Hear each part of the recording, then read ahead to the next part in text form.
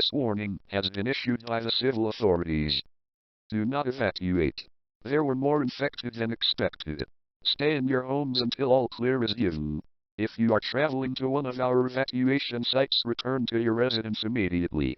We are sorry, but we can't evacuate anymore. To anyone that stayed, do not panic. We have made a plan to contain or terminate the wash and the infected. Please follow these instructions for your safety. First, remember to barricade your doors and windows. Second, seal any cracks on your floor. Third, ignore anomalous calls for help. They are not human.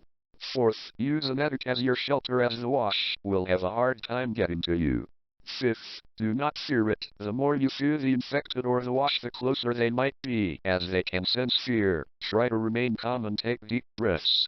Do not hesitate to call the EVPD if you think that someone is inside your home. Remember to follow the instructions. Don't worry, this will be over soon.